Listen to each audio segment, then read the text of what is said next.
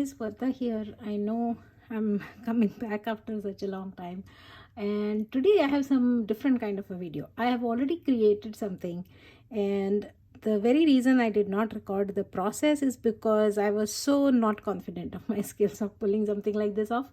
However, I attempted it, I liked it, and so I'm sharing the description of how I made what I made.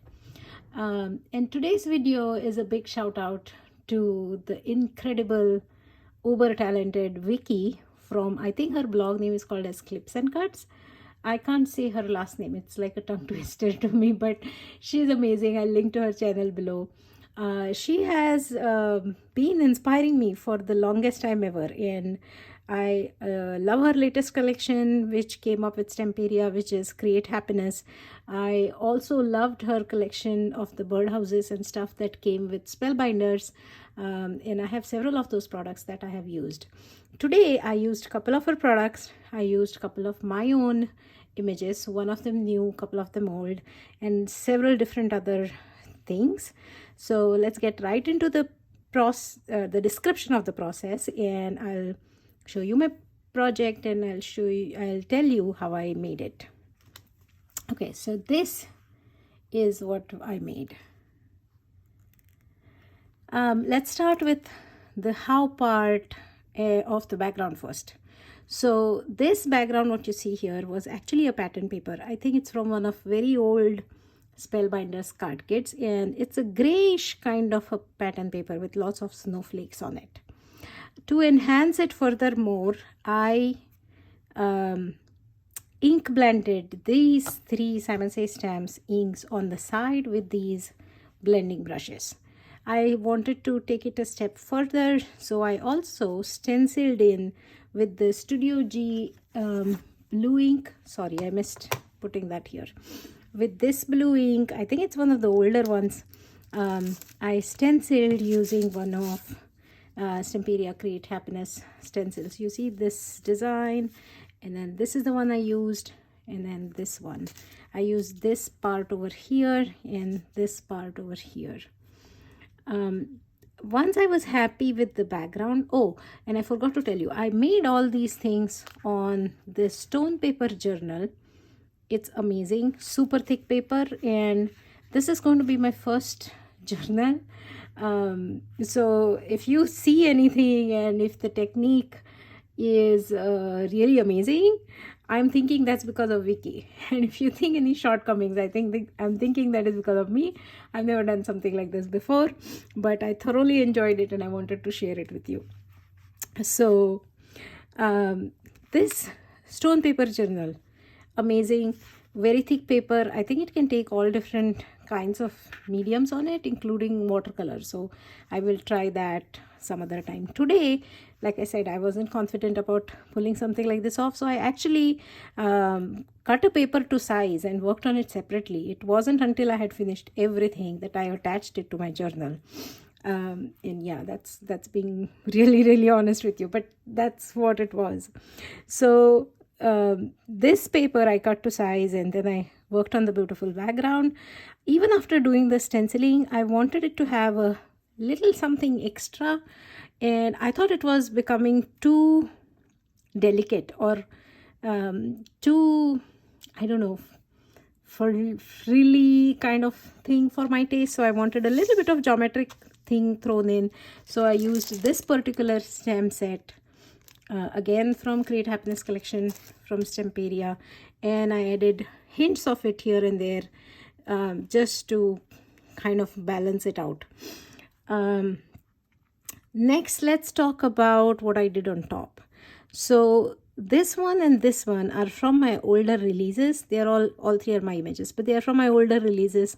I used Microsoft PowerPoint. You know, that's my favorite tool for doing anything with printing of images. So I printed them and I colored them in with colored pencils, and mostly I think I used the watercolor pencils, but I did not add any water.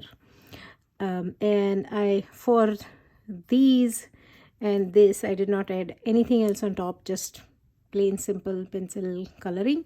For this one, I don't know if you can see the shine. I hope you can see the shine. I added a little bit of silver paint thingy, like silver paint color, using this pen over here.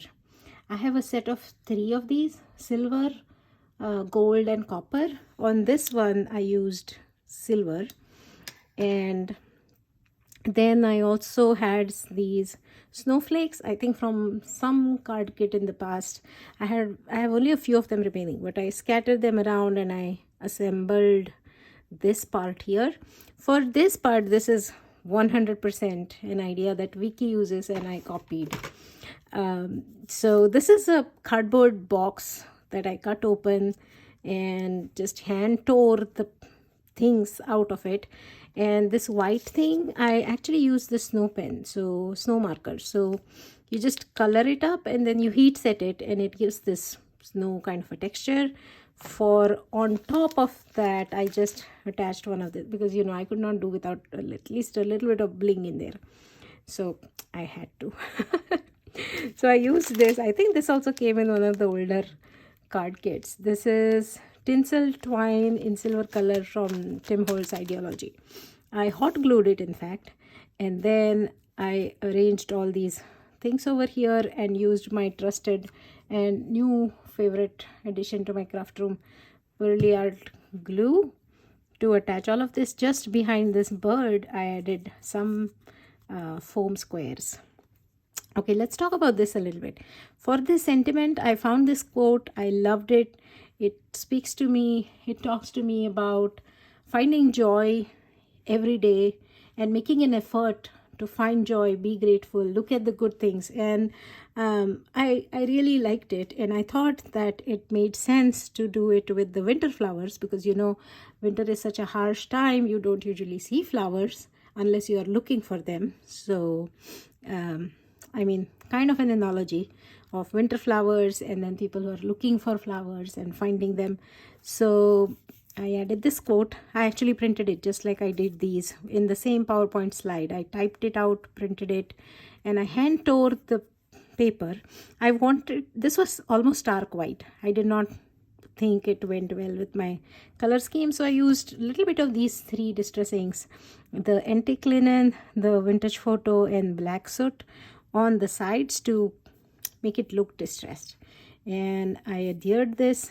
That finished my panel, and after everything was done and I was confident I like it, want to keep it, I adhered it on top of here. I had to adjust the edges a little bit, and I went around and finished it off with some ink blending. So there you have it. Art journal project using digital images as well as physical stamps and stencils and pattern paper. I sincerely hope this gives you some idea, and I hope you try something like this out, and I hope you enjoy doing something like this. Thank you so much. Please let me know if you like this video, and I promise as I get more and more confident, I will come over and share the process video, hopefully, and we will see more of these things in the future. Thank you so much for hanging out with me today. I'm so blessed to have your support. God bless you. Bye.